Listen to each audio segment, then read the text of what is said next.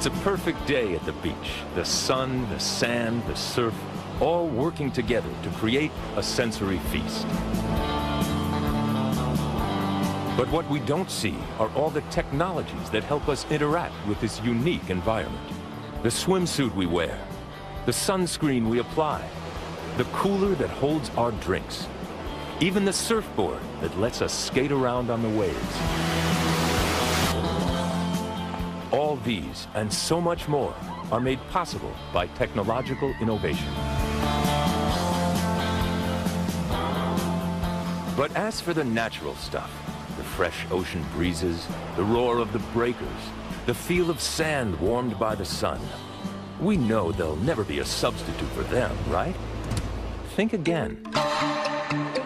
Welcome to the Ocean Dome. With a capacity of 10,000 visitors, it is the world's largest indoor artificial beach. Completed in 1993, the Ocean Dome is part of a sprawling Japanese resort called Sigaya, located in Miyazaki, Japan. Though it lies a mere quarter-mile from a real beach, the Ocean Dome is a totally fabricated environment. Everything's very controlled, and what they are interacting with is really technology. Instead of real sand, its 30,000 square foot beach, called Sugar Beach, is made up of over 600 tons of crushed white marble imported from China. The sand acts as a filter, letting the water seep through into a massive reservoir beneath. But don't expect seawater in here. The Ocean Dome's 2 million plus gallons are chlorinated, salt-free, and kept at a constant 86 degrees.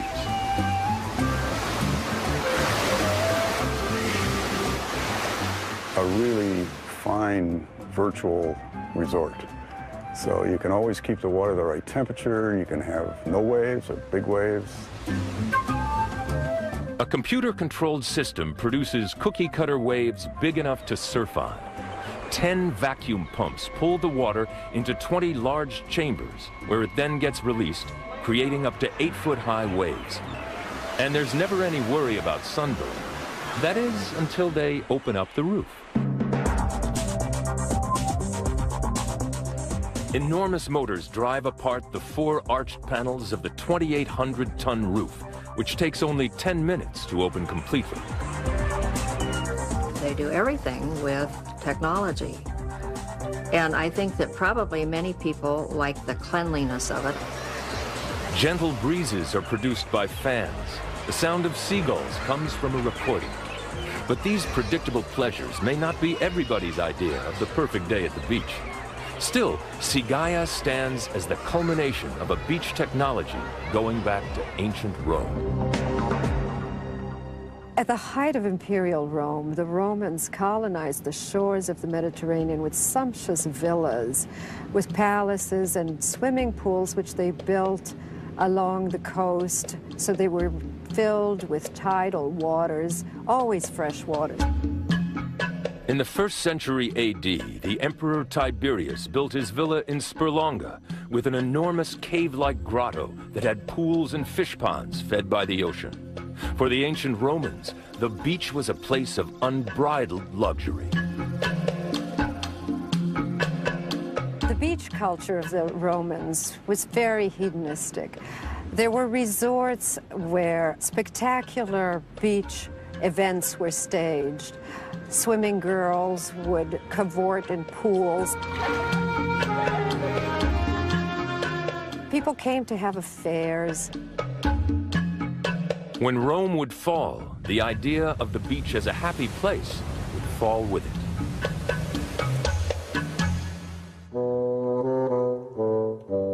In the Middle Ages, many believed that exposure to water would leave them vulnerable to the plague.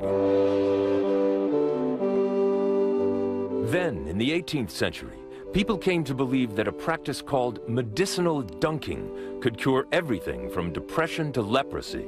A person was carried out to the water in a strange contraption called a bathing machine. It was a wooden cabin on wheels that was drawn into the surf by a horse, attended by a bather, a matron or a man. And the patient would get up into the bathing machine and then emerge in the water and be dunked and held underwater for almost a minute and then brought up sputtering. And you'd think their normal reaction would be to escape immediately and by swimming away. The only problem was that at that time, hardly anyone knew how to swim.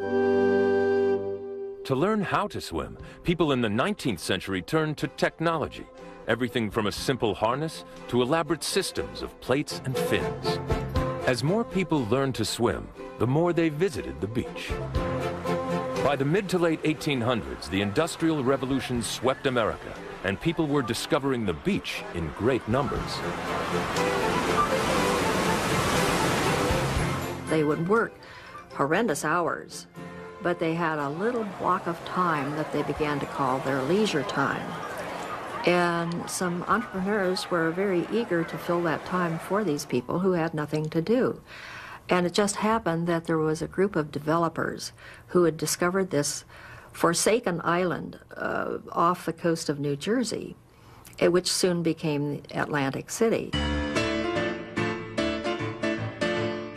A new railroad would soon deliver millions to the New Jersey beach town. Merchants quickly set up shop. In 1870, a legend appeared, America's first boardwalk. The celebrated boardwalk was really a commercially motivated structure.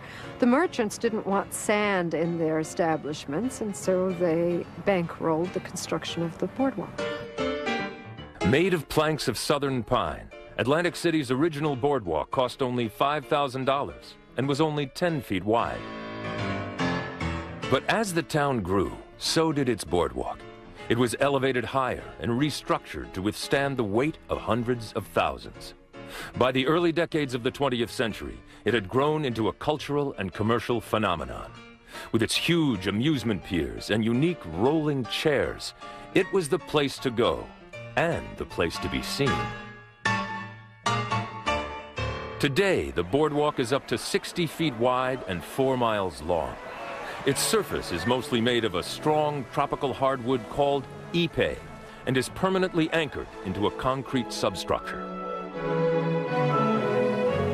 Atlantic City and its boardwalk are more popular than ever, as over 37 million tourists annually pay a visit to the birthplace of modern American beach culture.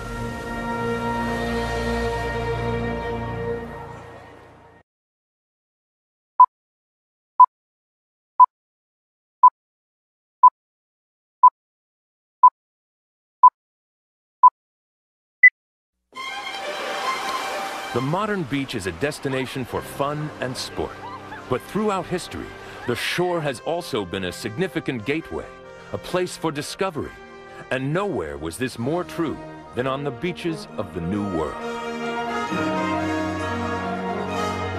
The beach for the explorers was a site of triumph. Columbus first glimpsed the possibilities of a new world on the shores of the islands on the far reaches of the Caribbean and planted his flags there. Columbus and others like him saw an alien world with exotic cultures and untold resources. After years of struggle, they conquered this world, then realized they had to defend it from those who would take it from them. To protect their growing colonies, they built forts and outposts up and down the coast. One of the greatest was the massive Castillo de San Marcos, the oldest fortress in America.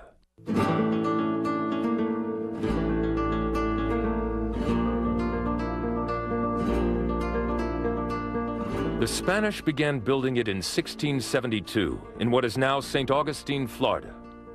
When the castle was completed 23 years later, it was an awesome accomplishment. The 33-foot-high walls were built of mortar and a local stone called coquina, which is made up of billions of fossilized sea creatures. Made of the ocean itself, the massive 12-foot-thick walls were able to absorb repeated volleys of enemy cannonballs. In its 205-year history, the old castle on the beach never once fell in battle.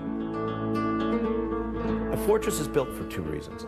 One is that it is there to actually defend against any attack that might come on. On the other hand, you could also construct a fortification so that it would intimidate any enemy from ever attacking it. That was the idea behind the most extensive beach fortification in history, Hitler's Atlantic Wall. After occupying France in 1940, the Nazis realized that the English Channel would be the likely route of Allied invasion. So Hitler set about creating a 1,200-mile-long coastal defense system from Denmark to the Spanish-French border. It consisted really of two types of technology. One is the barrier to getting onto the beach, anti-tank or anti-ship structures that were placed in the sand and in the water offshore to make it very difficult to find a place where you could actually get a boat onto the beach. The next barrier was the string of heavy artillery bunkers with 6-foot-thick concrete and steel reinforced walls that punctuated the cliffs. But the Allies knew that in order to retake the continent, the Atlantic Wall would have to be breached. Fortunately, General Eisenhower's D-Day landing troops employed some beach technology of their own. The bulk of the infantry came ashore in a very small boat called the Higgins boat, which had a ramp on the front that formed the bow, and as soon as they got in shallow enough water to ground out, they dropped the ramp, and everybody starts running for the beach.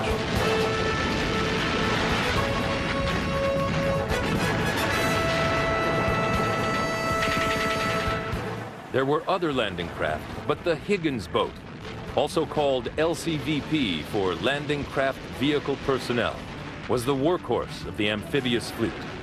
Designed by Andrew Higgins, this boat was 36 feet long and could carry 36 combat-equipped soldiers or 4 tons of cargo from ship to shore.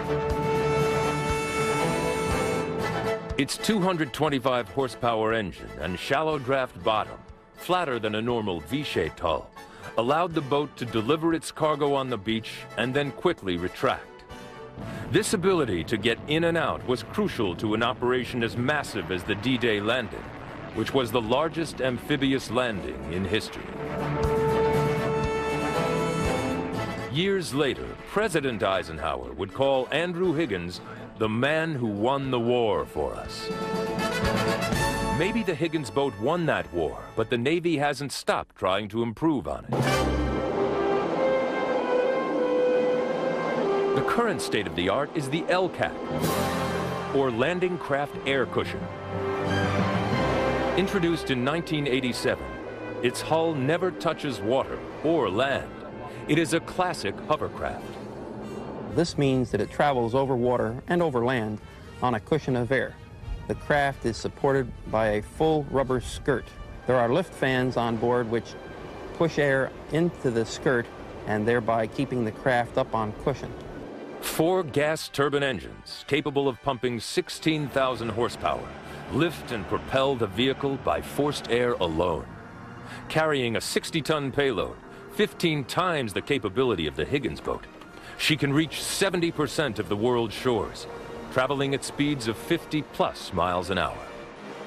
At these freeway speeds, he can come up to the beach, does not have to stop at the beach, but can transverse across into firmer ground, less exposed. The military looks for tactical advantage in designing beach vehicles. For civilians, the name of the game is fun.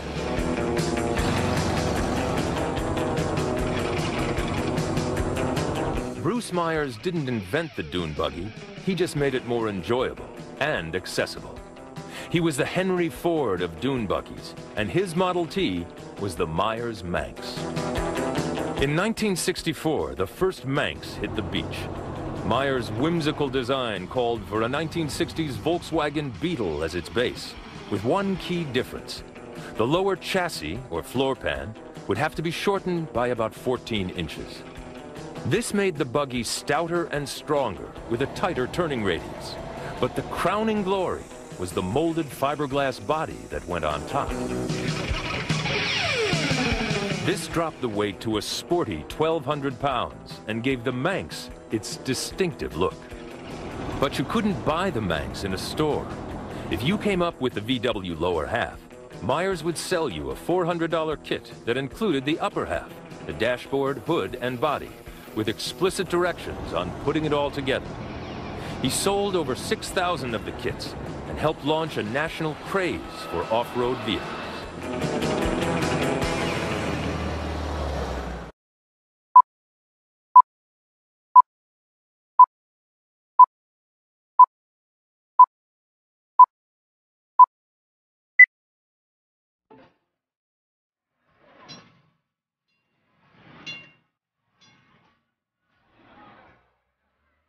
San Francisco, 1896.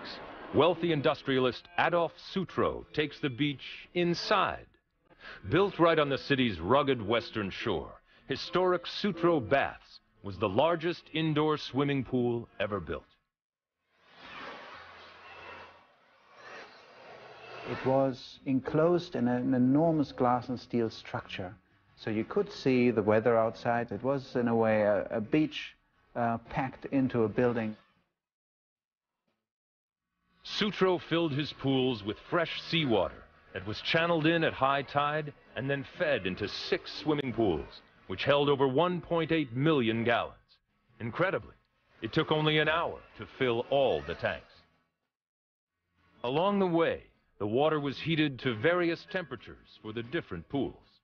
The size of this was absolutely enormous. The whole sequence of structures filled about 3 acres and could accommodate up to 20,000 visitors in a single day. And if those visitors needed a swimsuit, they could rent one of the 20,000 the baths had available to the public. The simple black jersey one-piece was far different from what swimwear had been and what it was about to become.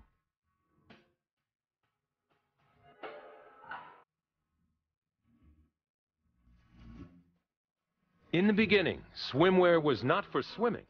It was for modesty. A flash of a woman's leg was taboo, and one would go to great lengths to keep her bathing dress down in the water. They wore weights in the hems of their garments. They had to prevent themselves from being seen. By the turn of the 20th century, heavy knee-length wool dresses with bloomers and stockings were standard. But in 1907, scandal erupted when a world champion swimmer named Annette Kellerman wore a tight-fitting one-piece suit that exposed her legs. She pioneered the first functional swimsuit that is not a bathing costume, but an actual costume in which one could move through water. For this liberating act, she was arrested for public indecency, as were many of her followers. But there was no turning back. And suddenly, manufacturers were on a search for the perfect fabric that could be both fashionable and practical. In the 20s, it was tightly knit, long-fibered wool. In the 30s, rubberized fabric called lastex allowed for suits that fit like a second skin, but still covered enough to be modest. Then, after World War II, a bombshell. Named after the Bikini Atoll, an atomic test site in the Pacific Islands, the naval-bearing bikini shocked everyone when it was introduced in 1946. So much that it wasn't until the youth explosion of the 60s that those barely visible swimsuits were popping up everywhere.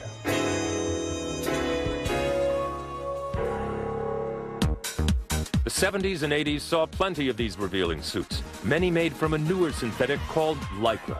An elastic fiber, Lycra can stretch up to 5 times its original shape and still fit perfectly. The latest in a long line of so-called miracle fabrics is microfiber. 100 times smaller than a human hair, microfiber resembles a pie in cross-section, with many finer fibers along its entire length. Strong and light, it's a far cry from the heavy wool swimsuits of 100 years ago. But with advances in technology, the strongest protection on the beach today is not a swimsuit at all. The chemicals in sunscreen now allow us to expose more skin than ever, while still protecting us from the sun's cancer-causing ultraviolet rays. Beginning in the 20s, scientists made preparations of zinc oxide and titanium dioxide, whose particles reflect ultraviolet rays.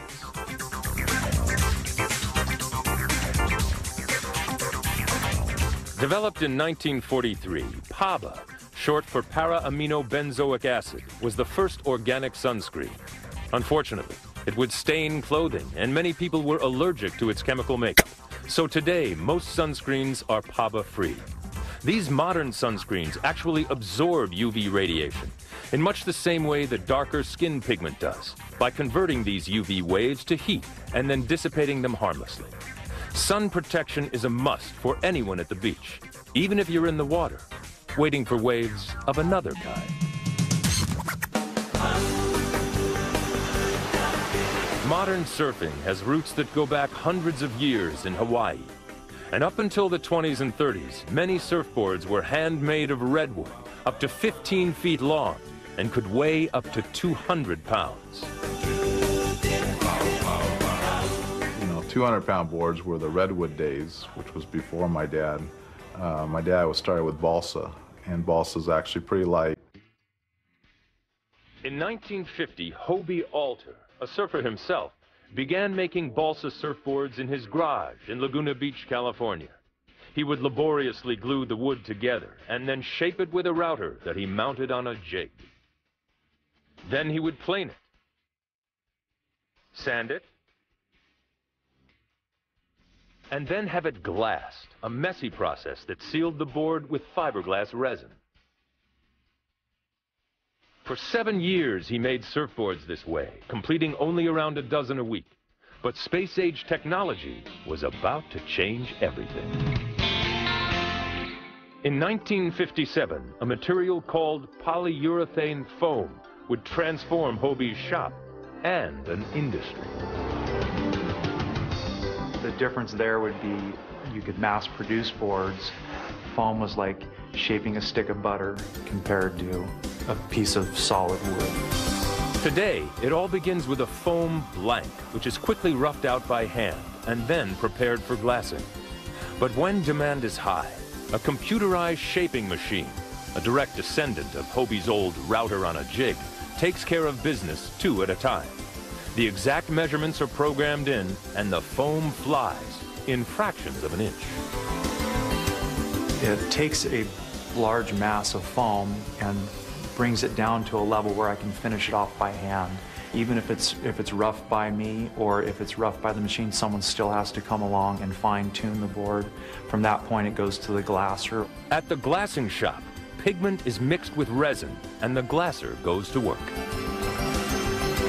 What they basically do is they lay a board out, deck down, cut fiberglass cloth over the entire board, cut it out to the basic shape of the board with a little bit of an overlap, maybe 2 inches, pour catalyzed resin on top of it and squeegee it out onto the board and make a nice tight bond between your foam and the fiberglass cloth. And then they do the same process on the top with 2 layers, and then from there it goes on to putting a sanding coat of resin on. Then it's sanded, glossed, and then buffed to a high sheen, ready for the wave. There's a lot of boards going through the process, but every single board means something to somebody. And it's kind of neat that every board is just brings someone some little bit of happiness, and they go out and try it, and it's just, you know, it continues the cycle.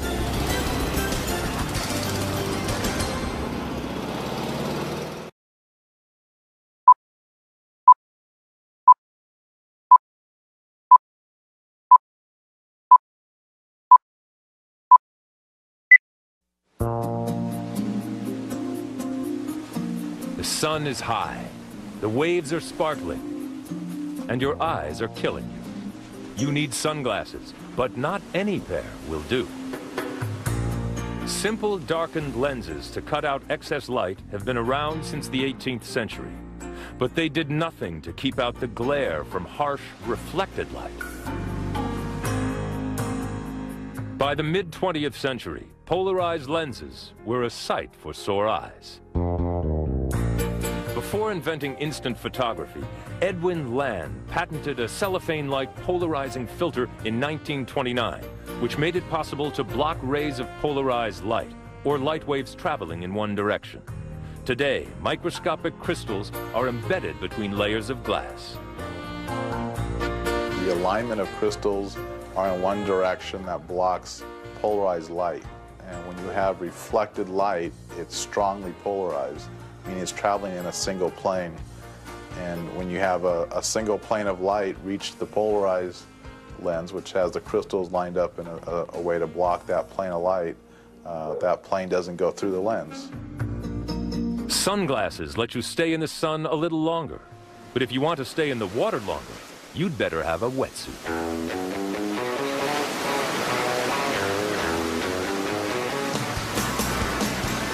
In the 1950s, a die-hard surfer by the name of Jack O'Neill regularly plunged into the bone-chilling 40-degree water of Northern California.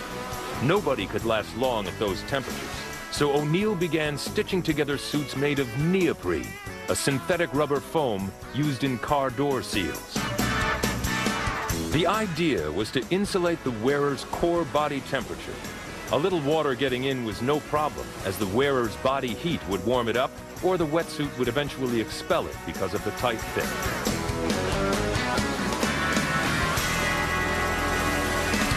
Along the way, O'Neill also invented the comical-looking dry suit called the supersuit.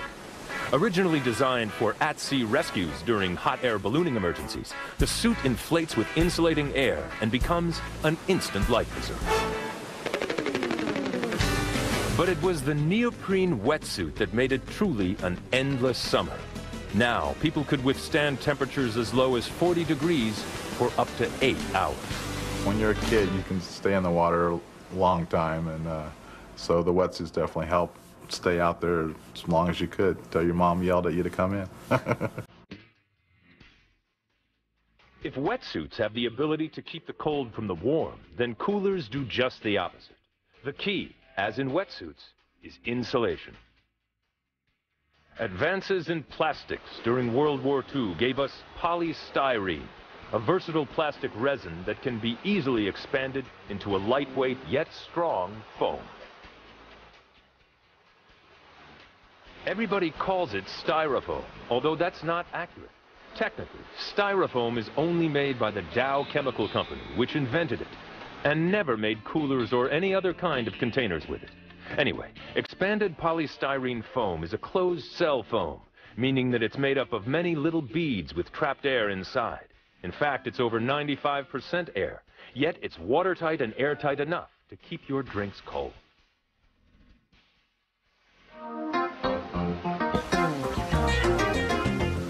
And the next step in cooler technology? How about the can that cools itself? This is the Instant Cool Can, capable of lowering the temperature of a beverage 30 degrees in just 3 minutes. Simply twist the bottom to activate the cooling process. A desiccant, or moisture remover, contained within a vacuum, draws the heat from the beverage through an evaporator, and then into an insulated heat sink container. It's non-toxic and recyclable, but so far no match for the popularity of expanded polystyrene foam, which seems to be everywhere on the beach, much to the dismay of people who have to clean up after it when it's not disposed of properly.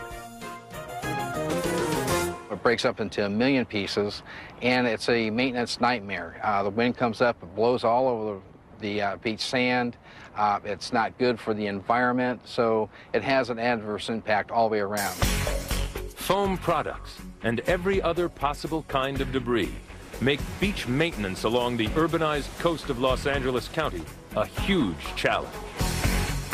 Of the 26 miles of beach that we operate and maintain, we have 60 million people that come down to the beach, which equates to about 4,800 tons of trash that we remove off the beach per calendar year. That can mean up to 16 tons of debris every day during the summer season. Beach technology to the rescue. To maintain our beaches, we have over 160 pieces of equipment. The agricultural tractors that we use are the same type of tractors they use in the Midwest. With one difference, the tires have to be filled with over 100 pounds of water for extra traction on the sand. Then the four-wheel drive 16-gear tractor can tow a variety of grooming attachments. The Barber surf rake collects the top layer of sand and flips the debris onto the tines of a conveyor belt, which then deposits it into a large hopper. But the beach sanitizer is the backbone of the fleet. It will pick up everything from cigarette filters to broken glass. And the unique thing about this piece of equipment is it's got a paddle wheel up in front here. And what that does, it takes the material on the beach and it throws the sand as well as the debris up on this wired mesh. What happens is that the sand will percolate through this wired mesh, goes back down to the beach, while all the debris and material will go up the wired mesh and into what we call the hopper, which is a big bucket. What we never ever want to do is to take natural sand, our beach sand, that's so precious to us, off the beach and to a landfill, but more importantly, we want to take trash to the landfill and keep our sand here along the coastline of California. So much for the trash. But what about the things of value that are left on the beach? If you're unlucky enough to lose an expensive gold watch in the sand, you might want to invest in a metal detector. In 1881, as President James Garfield lay dying from an assassin's bullet that his doctors couldn't find, no less an inventor than Alexander Graham Bell was summoned. He had developed a primitive metal detector that would make a sound when a metal object passed between two electromagnets. But the bullet was so deep, Bell's device couldn't get a reading, and Garfield eventually succumbed. The technology is still so simple that anyone can build a basic metal detector from a kit for less than $10. From there, they can get considerably more complex, but the idea remains the same. When you turn on your metal detector, you set up a field, and that field comes off of the loop that's at the end of your rod.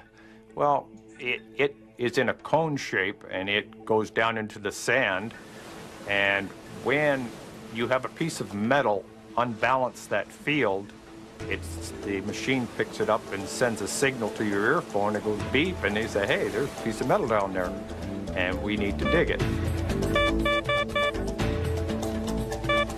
Lance has done a lot of digging in his 22 years of metal detecting, and that's added up to thousands in silver and gold. But this treasure isn't the result of luck. Lance gets up well before dawn to do research on the computer. I look at the information from the harvest buoy and the deep water swell on the internet from Scripps, and it tells me what the degree of the swell is and the intensity. By studying the live reports from the Scripps Institution of Oceanography's website, Lance knows exactly when a particular beach will get the most erosion from waves, exposing valuable metals. Then he goes to work with the latest weapon in the metal detecting arsenal, pulse induction technology. Pulse induction today is the thing that's happening. It's the best. Pulse induction works by sending as many as 100 pulses of current per second into the ground. These pulses magnetize metallic objects up to 14 inches deep, which are then sensed by the machine. The technology works equally as well on dry land or in the surf. After you dug a bunch of holes and they're all bottle caps and wires, you learn to differentiate the sounds, and like a wire or a nail is a double beat. One way you pass your loop over it. And so I don't want to dig that one. I know what that is. But a nickel and a gold ring sound exactly the same in the sand.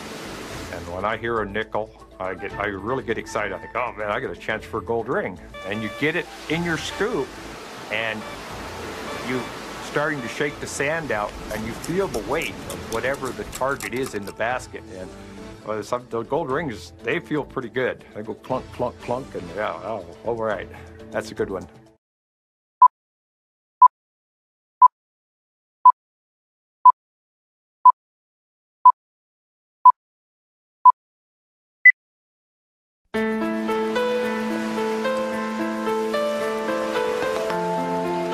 Even though they're mostly made of rock, beaches are fluid things, subject to the same waxing and waning as the tides that nourish them. Most beaches, the large waves of winter will scour a beach, and most beaches during the calmer summer months, the sand builds back up. That's a natural cycle. But sometimes the sea subtracts from beaches more than it adds. It's called beach erosion. And when it threatens our shorelines, agencies like the U.S. Army Corps of Engineers go to work. They've been at the forefront of beach technology since their establishment as a permanent agency in 1802. One of their modern missions is beach replenishment, which can turn a narrow strip of beach into one that looks like this. The beach replenishment jobs and the maintenance dredging jobs we do places large quantities of sand on the beach. And without that sand, a lot of the beaches that we take for granted or that are there that people recreate on would just not be there. In 2001, in Redondo Beach, California, the Army Corps of Engineers, with the help of local government, renourished a badly eroded stretch of beach. Manson Construction supplied the 230-ton capacity derrick with a clamshell crane. And for 5 months, sand was scooped up from the bottom of the ocean and loaded onto barges. From there, the barges were tugged into position and unloaded into 40 feet of water offshore. Next, a 220-foot hydraulic dredge piped the sand onto the beach at a rate of 25,000 cubic yards a day. 80% water and 20% sand, the slurry was then moved with bulldozers, which helped push the water out and shape the final beach. When it was finished, more than 420,000 tons of clean sand had been restored to the beach.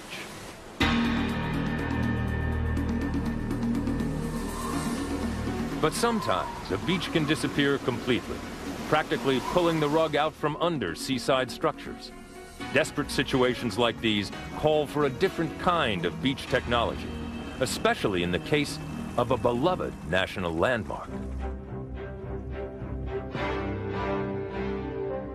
Since 1870, the Cape Hatteras Lighthouse was a beacon to countless ships trying to negotiate the treacherous coast off North Carolina. But a century later, the lighthouse itself was in danger.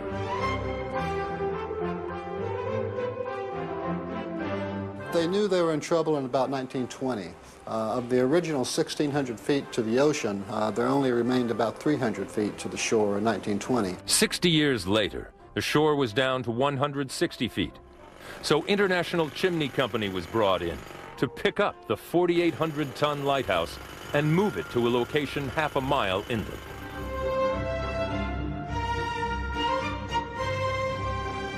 In 1999, workers began unearthing the massive foundation, which was then replaced by a grid of steel beams.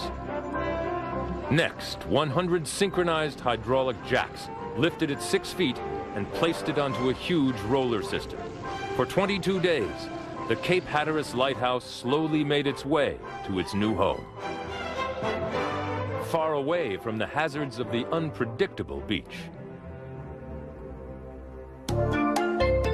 Sometimes the landmark gets moved, and sometimes the beach does. At the Mandalay Bay Hotel in Las Vegas, Nevada, guests enjoy their very own synthetic shoreline with a twist. We have a beach in the middle of the desert here. We have 1,700 tons of sand, is the beach area, and then 1.6 million gallons of water, which consist of the wave pool. Designed and built by Murphy's Waves of Scotland, this landlocked sea produces one breaker every 108 seconds. The system is capable of creating waves as high as 13 feet in a variety of configurations, but for safety reasons, they make them parallel to the shore and rarely over 3.5 feet tall. There's 10 holding chambers, that hold about 54,000 gallons of water. The water goes into the chambers and then it pushes out through the gravity, and that's what makes the wave.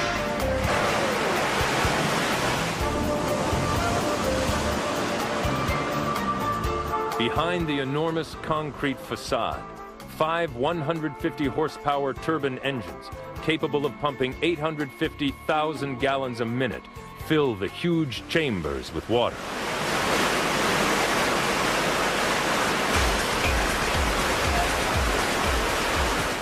But lifting the massive 3-ton gates that will unleash the wave is not easy.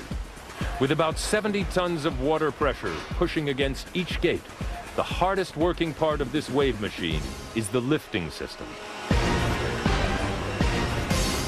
Each unit must first build up enough pressure before it has the power to go into action.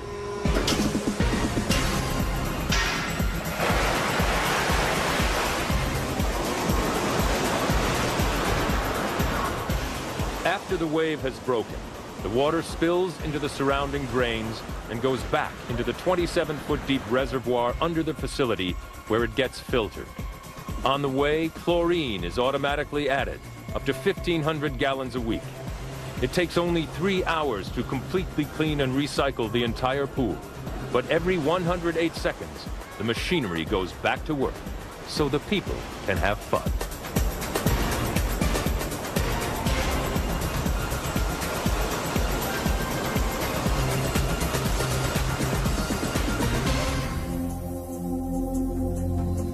Meanwhile, the ancient and natural machinery of sand and surf continues to chug along, as it has since our planet was young.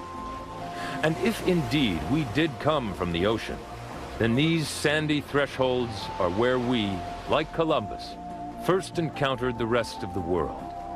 Since then, we may have developed technologies that enhance our enjoyment of the beach, but it's doubtful we'll ever duplicate one perfectly. And maybe that's for the best. I prefer the living beach because I want my sandcastles to be built out of real sand. Technology can build a better beach if technology sets its mind to protecting, restoring, reviving those elements that have nourished our bodies and our souls and our spirits. If the past is any indication, technology will continue to make beaches safer, cleaner, and more hospitable to the people who leave their footprints on them.